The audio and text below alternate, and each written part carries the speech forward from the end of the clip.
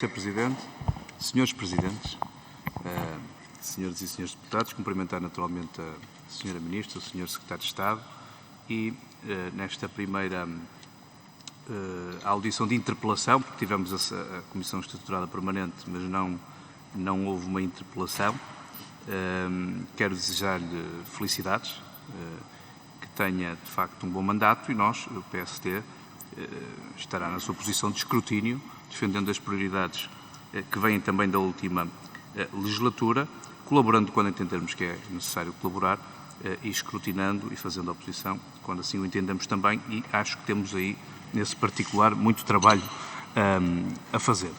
Esta audição ocorre, curiosamente, num dia em que, se ligarmos as televisões, se tivéssemos ligado as televisões de manhã, veríamos uma parada militar que nos faz regressar a 75 anos atrás.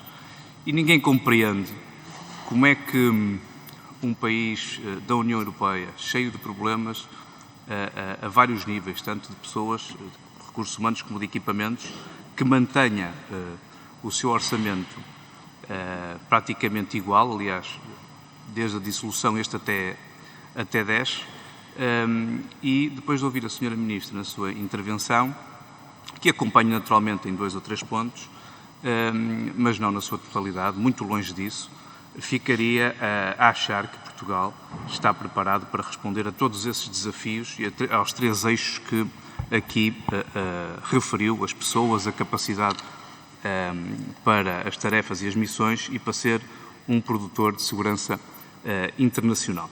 Eu entendo que para começarmos esta audição, escalpelizar o Orçamento de Estado, é preciso responder a algumas questões simples.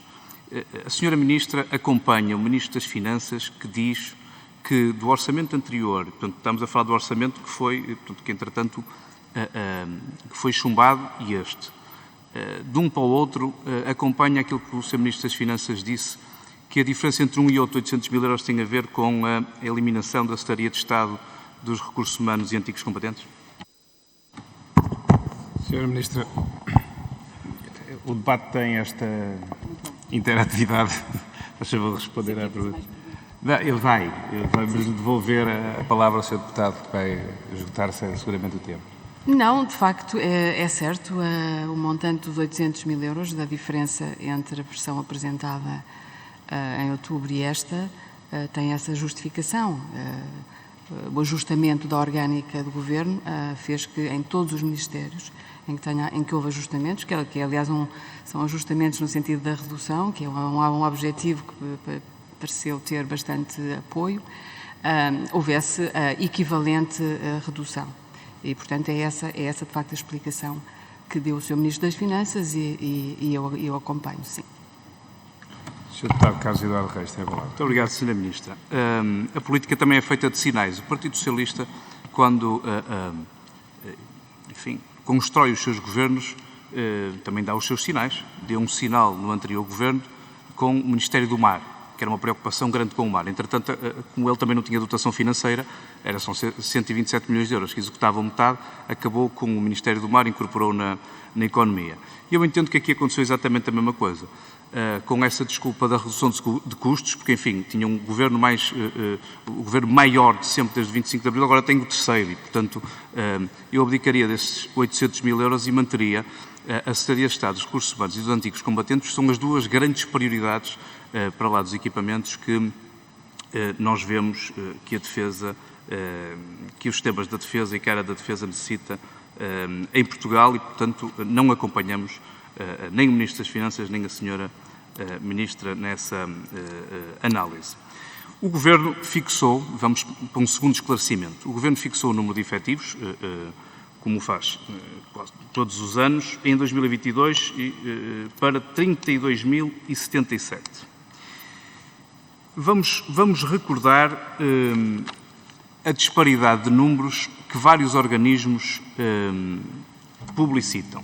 O Ministério da Defesa Nacional dá-nos 27.741, a Direção-Geral da Administração e do Emprego Público diz-nos que são 26.130 militares, a Pordata e o INE diz-nos que temos 26.600 militares, O Estado-Maior-General das Forças Armadas, o ENCFA, através dos 3 ramos, diz que são 23.347. Em que é que ficamos, Sra. Ministra? Sra. Ministra, tem a palavra. Eu agradeço que levante essa questão. Preocupa-me muitíssimo a questão da informação, da qualidade da informação, do rigor da informação e informo, aliás, que farei o meu melhor no meu mandato enquanto também académica preocupada com a importância da qualidade da informação para continuar a promover esse rigor, essa qualidade das estatísticas e da informação proporcionada às pessoas. É verdade que há números que vêm em público que são divergentes, mas isso acontece, quer porque as diferentes fontes têm diferentes critérios, e é preciso perceber que critérios são esses, e muitas vezes isso não é dito. Conclusão, está-se a comparar coisas que não são comparáveis. O exemplo é muito simples. Relativamente a muitos destes números, acontece que, em alguns casos, se consideram o total, incluindo reservas, noutros casos só as reservas em serviço, outras vezes inclui-se militares em formação, outras vezes não se inclui os militares em formação e como imagina, são diferenças notáveis e, portanto, os resultados decorrem, sobretudo e fundamentalmente, do facto de estarmos a referenciar-nos a diferentes totais. E, portanto, no Ministério da Defesa Nacional, tive já o cuidado de pedir que tivéssemos muita atenção aos números e a respeitar aquela que é a nossa fonte de informação privilegiada, que é a Direção-Geral de Recursos da Defesa Nacional, que recebe dos ramos das Forças Armadas toda a informação, a sistematiza e, portanto, é essa a informação que deve ser tida em conta, com cuidado para perceber que totais, que referência está naquela estatística que é anunciada.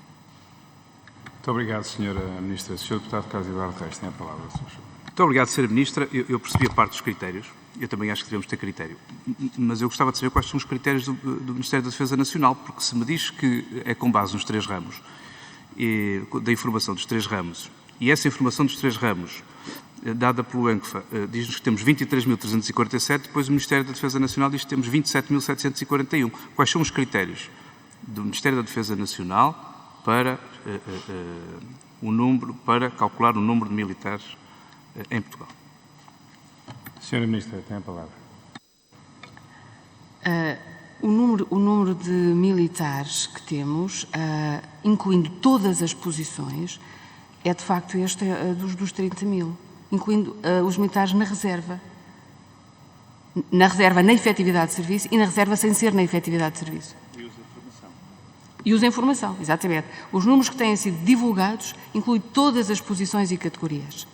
E, portanto, o número que me referiu, de 23 mil e alguma coisa, terá sido dado pelo ENCFA. Eu não conheço e não creio que o ENCFA tenha fornecido esses números, tanto quanto eu própria pude verificar em conversa que tive com o Sr. Almirante no ENCFA e, portanto, estes são os números que devem ser tomados em conta. Se, para efeitos de análise, se pretende considerar outras subcategorias, retirar os militares da reserva, já que não estão a contribuir para o produto operacional, embora nas contas também contem, tem que se fazer essa sinalização. É muito simples. Sr. Deputado Carlos Eduardo Reis, faz favor. Muito obrigado, Sra. Ministra. Estamos esclarecidos, ou melhor, não estamos esclarecidos, mas vamos avançar porque há outras situações que merecem a nossa atenção e que têm a ver com aquilo que para nós é mais importante. Como disse, são as pessoas, estamos em linha, a atratividade, o recrutamento, a retenção. E é curioso que o Partido Socialista, o Sr. Primeiro-Ministro já tinha feito isso aqui no Parlamento, vem anunciar que uma das grandes medidas do plano de profissionalização da carreira militar que nunca saiu do papel, que era 19 para 2021, uma das grandes medidas é a criação do quadro permanente de praças no Exército e na Força Aérea, quando o ano passado o PSD apresentou essa proposta e o Partido Socialista chumbou em sede de especialidade. E, portanto, registamos com agrado que o quadro permanente de praças vai avançar, registamos com desagrado que o Partido Socialista está preparado para tudo. Está preparado para não aumentar as verbas no Orçamento de Estado para a área da defesa, está preparado para dizer que temos que aumentar as verbas se o Sr. Presidente da República vier ao Parlamento a uma cerimónia solene dizer que é preciso apostar nas Forças Armadas e depois está preparado até para não aumentar, dizendo que quer aumentar, e para num ano chumbar, para no ano seguir apresentar como se a medida fosse, de facto, uma grande bandeira do Partido Socialista e, portanto, é um contentamento grande ter ouvido referir que acompanha o Sr. Primeiro-Ministro na questão da criação do quadro permanente de praças, mas queria recordar-lhe que é preciso ter alguma memória em política. O que é que nós entendemos? Nós entendemos que isso não chega. E não chega porque a disparidade entre vencimentos nas Forças de Segurança e nas Forças Armadas é brutal e não tem nenhuma justificação.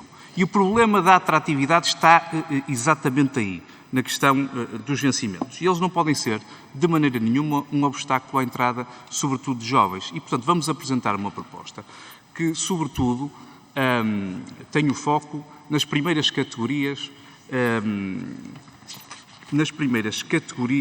de praças, portanto, nas 4 primeiras categorias de praças e nos 2 postos, dos 2 primeiros postos na categoria de sargentos. E gostávamos que a Sra. Ministra nos acompanhasse nessa discussão, que não tem que ser uma discussão fechada para nós e que pode ser acompanhada de uma negociação. Agora, entendemos que nesta base, em baixo, é que está o grande problema da atratividade e do recrutamento e que se os vencimentos não forem aumentados e se essa disparidade em relação às forças de segurança não for diminuído, nós temos aqui um grave problema nas Forças Armadas. E eu recordo que em 2019 o anterior Ministro da Defesa Nacional, com quem tivemos debates muito acutilantes, teve a abertura para aceitar uma proposta do PST de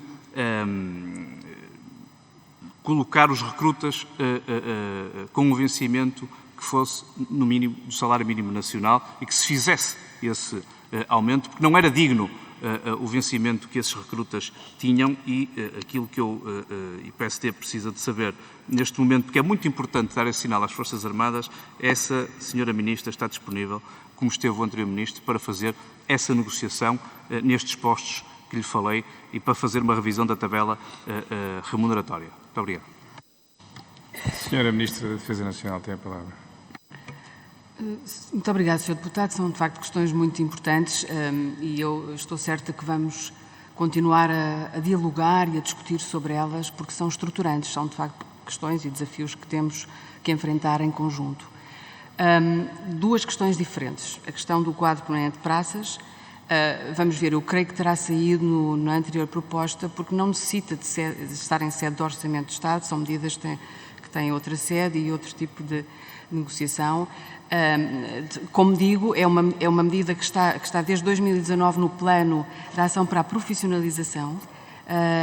A questão é implementá-la, não é? E, portanto, está no programa de governo e portanto, eu fico muito feliz que possamos coincidir na necessidade de implementar e de vir a discutir aquilo que sejam questões mais específicas deste processo legislativo que tem que ser cuidadoso, porque, relembro, trata-se de também harmonizar, no que diz respeito aos quadros, aquilo que já temos, os quadros de praças na Marinha, com os outros quadros. É muito importante que nesta instituição não haja disparidades no que toca ao tratamento e à legislação relativa a este tipo de situações que são tão importantes. E é seguramente uma medida de um conjunto muito mais alargado de medidas que nos vai ajudar a atrair, a captar e a reter, sobretudo a reter, diria, pessoas nas Forças Armadas. Mas sublinharia este aspecto. É uma de muitas. Vamos ter a possibilidade de expandir também o regime de contrato especial, outra das medidas que está em execução e que pode ser alargada a mais especialidades e áreas funcionais. Portanto, em relação ao quadro de praças, fico feliz por podermos avançar em conjunto e preparar o trabalho da nossa parte, o trabalho legislativo necessário para afinar, harmonizar e avançar com segurança de que esta medida vai poder ser implementada da melhor maneira, beneficiando todos aqueles que dela possam usufruir. Relativamente O senhor deputado também me pôs a questão, um segundo aspecto que me colocou, a questão das remunerações, exatamente. Ora bem, essa é uma matéria que tem sido estudada. Eu tenho na minha posse, e não cheguei há muito tempo, mas tenho na minha posse uns estudos que foram feitos.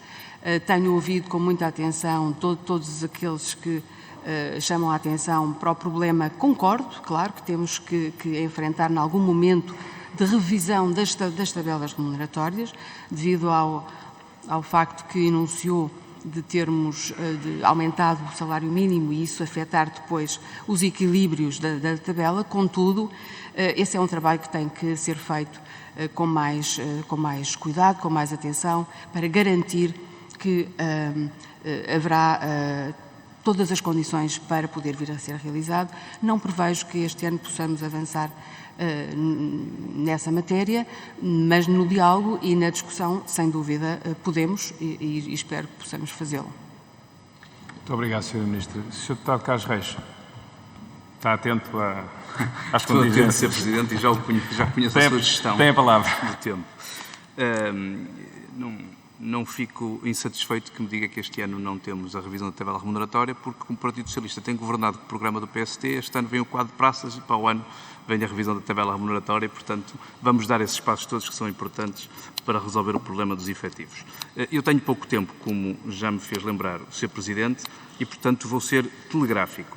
Falou aqui da Lei de Programação Militar. A Sra. Ministra acha que é possível cumprir a Lei de Programação Militar se os números que temos da sua execução são de 75% em 2020 e de 54% em 2021. É que não vale a pena o Sr. Primeiro-Ministro em Bruxelas dizer que é preciso capacitar as Forças Armadas e que há um conjunto de equipamentos que têm que ser adquiridos e depois não cumprir, através da gestão flexível, adiam sempre os investimentos. Muito obrigado, e a Lei de Programação Sr. Militar Deputado. não se cumpre com taxas de execução deste ano.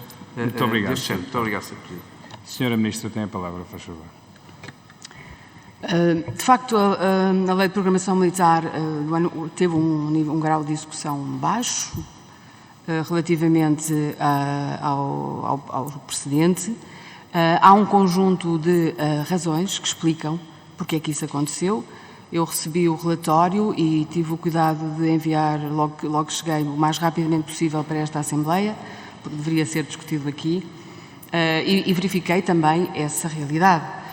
As razões são variadas, têm a ver não só com o período da pandemia e algumas dificuldades, quer de reuniões, quer de aquisições até de material, tem a ver com disponibilização tardia de fundos, tem a ver com transferências de saldos que foram muito elevadas do ano anterior e isso acumulou para tornar difícil a execução. É um problema que temos que enfrentar, evidentemente, e vamos fazê-lo, vamos dar a maior atenção e creio que temos condições para reverter esta situação e avançar decididamente. Por isso mesmo, como disse, assinei já a diretiva para a revisão e sei que os ramos estão a trabalhar nas suas propostas e, portanto, estaremos em condições de evitar que essas taxas assim sejam no próximo ano, promovendo aquilo que é preciso, é que de facto os projetos avancem e são muitos e estruturantes os projetos que temos na Lei de Programação Militar e, portanto, sim, vamos poder fazer melhor no próximo ano, sim.